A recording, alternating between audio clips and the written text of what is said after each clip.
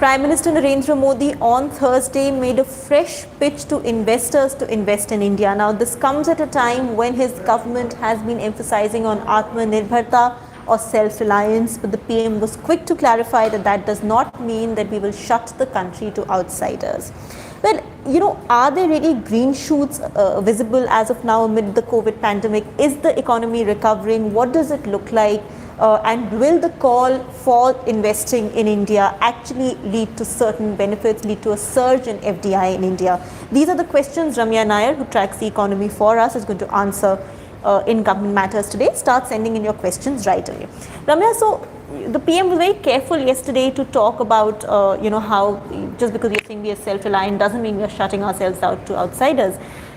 Does it, in a way, show that the government perhaps was a little worried about the messaging that was going out with this entire Atmanirbharta concept? It's actually, more to the fact that, the government has been trying to attract investors into investing into the country, and what they're actually looking at is identifying a big MNC which will shift its production base to India, and as a result bring, the entire ecosystem of the people who are part of the supply chain, right? That bring them also to India. Apple is a big example, where if Apple shifts its manufacturing into India, and all the component makers will follow suit. So that has been one effort, and it has started over the last 1 year, especially when there has been a lot of talk of how most of these many big manufacturing chains are actually looking to diversify out of China. Not exactly quit China, but diversify and look for alternative markets. But however, there was a recent report which showed on how India has not been able to capitalize on this, and many such firms have actually chosen to move to Vietnam. So I think, it was a message to investors that please do come, and the government will try to remove all red tape, where he said, we are going to lay a red carpet to all our investors, we're going to welcome you, and please do come and invest. So it was a very a vocal pitch for inviting investments into the country. Very overt pitch to invite overt pitch, and he even said that how the world's largest military wants you to make for them. So obviously, because FDI and defense has unfortunately not taken off, because there's been a need for a lot of clearances, and you've seen many firms evince interest, but not really not much has translated into actual investments onto the ground. Right. But Ramya, it's all right for the PM to say we'll lay the red carpet for you, but you also did a story recently about the number of clearances that are still needed in India. So can you give us a sense of that, and how does that weave into the ease of doing business narrative? Right.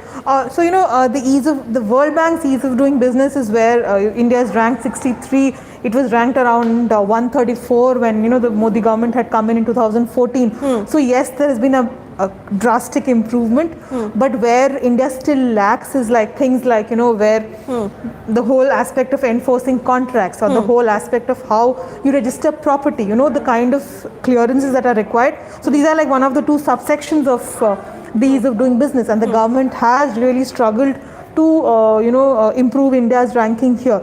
So it was actually what we wrote about yesterday was Teamlee's compliances report, which basically talked about on how India has more than 1,500 acts, the center and the states put together, more than 66,000 compliances that have to be met, more than 6,000 filings that the companies have to do. So, a disclaimer that, it's a tedious process, but a disclaimer that one company may not have to follow all of these acts and compliances, because it will depend, right, in which sector do you operate, in which geography do you operate.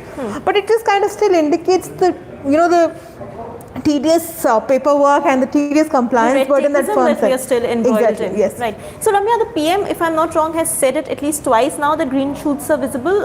So you had the finance ministry saying it over the last 2-3 weeks, and it was also part of their monthly economic outlook report. The Prime Minister again reiterated it. So the government has said it more than once. So are there green shoots visible?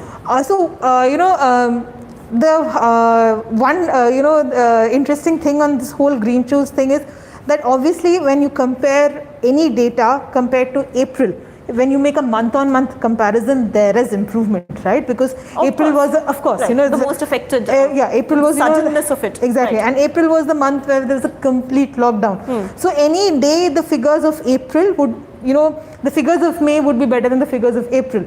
So. For instance, electricity demand, that's one data that the government has cited. For instance, petrol consumption, obviously, more units are opening up, and this is happening. And then there's, so these are indicators that yes, do show recovery. Then there's also the Kharif sowing data, which is Kharif sowing this year is more than 100% increase compared to last year. So that's one definite green shoot that the economy is seeing, at least in the agriculture front.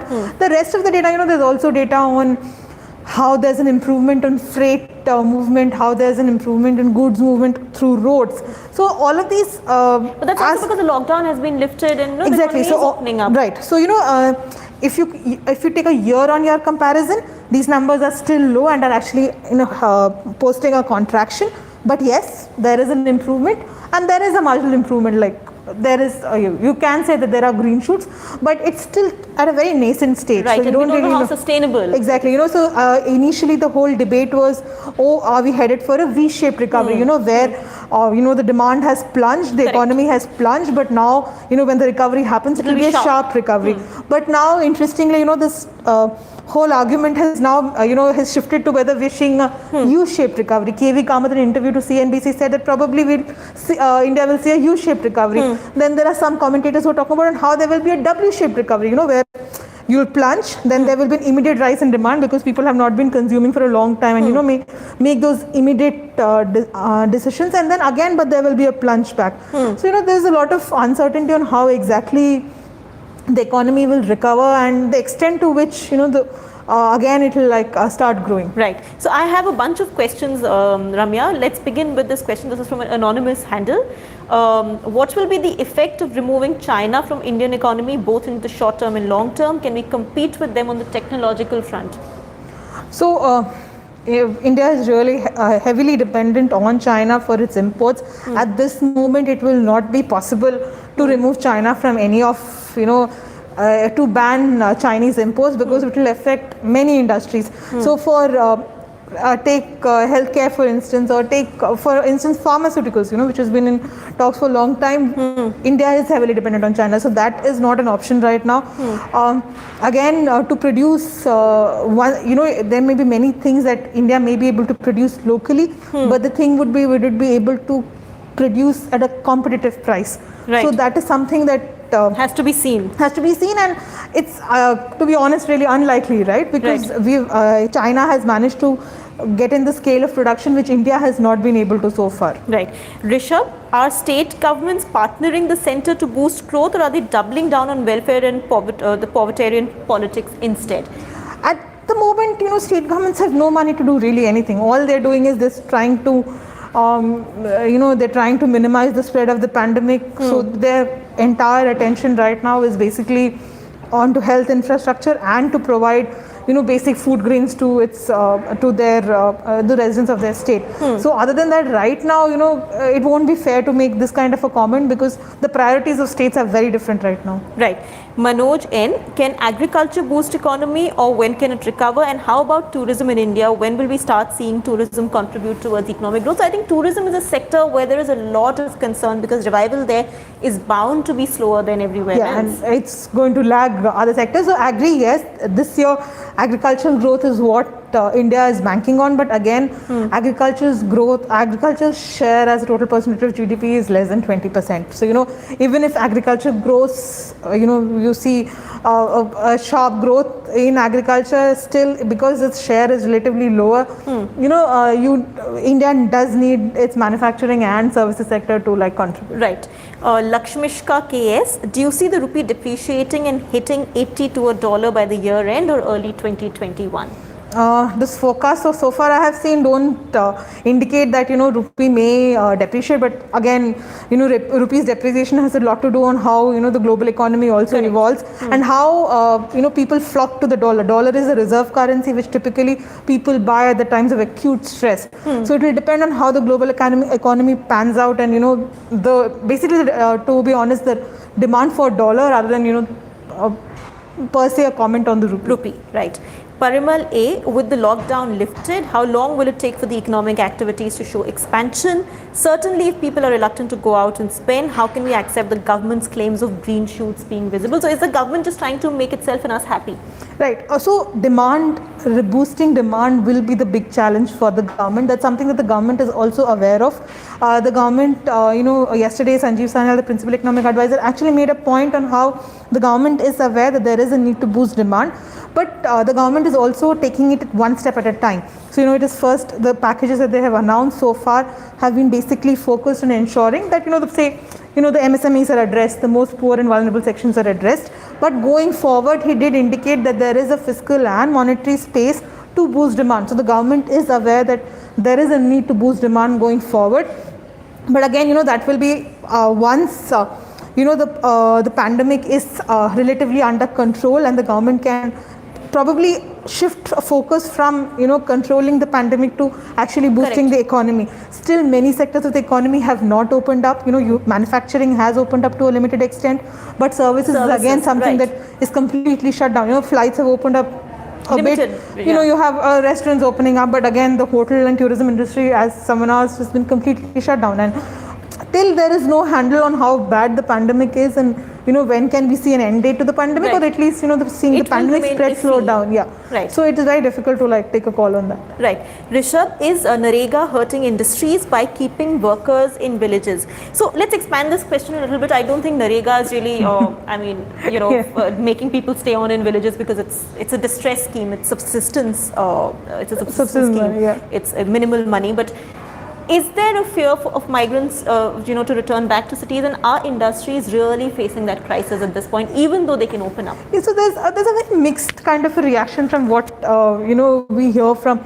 So for Maruti, for instance, is saying that at least people in its plants here in Gurgaon and Manesar are having no problems. They have found adequate labor because they have taken care of their labor. So the labor has returned.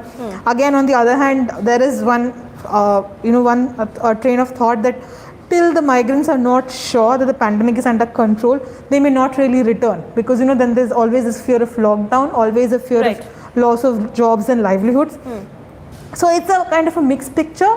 Migrants are returning in limited numbers, but not probably enough to supply labor to all industries. Yeah, and also this whole question of MNREG, as Ruhi mentioned, it's a scheme which migrants are turning to because they have no other alternative source of livelihood. And if they had a choice, they would definitely come back and work in industries where they get much better pay. Right, and that has been the idea of the scheme. It's a safety net. It's not a job scheme in that sense. So that's certainly not going to hold people back. And it will just provide a buffer. And if you would look at MNREG data, a lot of districts have actually seen. I think I saw somewhere 1.5 lakh households have actually utilized a 100-day limit already. Right. So there's this limit to that scheme as well. Right. Vishnu Malik, stock exchanges are in the green, but is the economy really recovering? Is it fair to say the stock exchange indicators are independent of the state of the economy?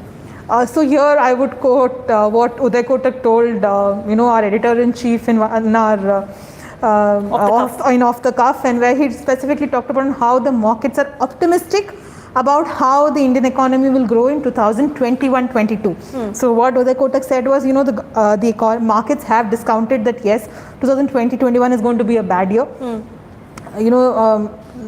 Economy will obviously contract, and most of the firms may not report big profits or high revenues. But what the stock markets are banking on is optimism about 2021-22. Where they expect the economy to bounce back sharply. So probably the optimism that you're seeing in the stock markets is more for 2021-22 rather than for the current year. Right. So Ramya, I have many questions. I'll just try and now categorize them into various categories, into various sections. Teja Shinde, what is the impact on real estate due to COVID-19? Because we've not talked about real estate so far. So real estate, again, a mixed picture. What I read in places was basically how, some builders are saying that payments are continuing and people are showing interest, but again at this point of time there is risk aversion. Everyone is choosing to delay their investment decisions, choosing to hold on to their money, because they don't know whether probably a few months down the line if they will have their jobs or if they will face salary cuts. So yes, there is a delay in investment decisions, but again those who have already made such decisions are probably holding on to those decisions. Right. Kishore Nair, can we expect a tax cut? So I think this is again a question that a lot of, particularly in the middle class, it's been a burning question. There have been SOPs for the poor, there have been SOPs for the industry and corporate sector, but what about the middle class? Rising fuel prices. there is a dilemma here. If there are tax cuts, what the government right now wants is that everyone goes out and spends, rather than saves. But if there is a tax cut, what is the guarantee that people will, not really bank that money and put that money into an FD rather than go out and spend? So it's more has to be about demand sentiment, about consumer confidence, right? So there is a double whammy to it. And again, can the government afford that kind of a fiscal hit? Even without any such tax cuts, GST revenues for the first quarter have fallen by 40%. Right. Direct tax revenues are down by 30%.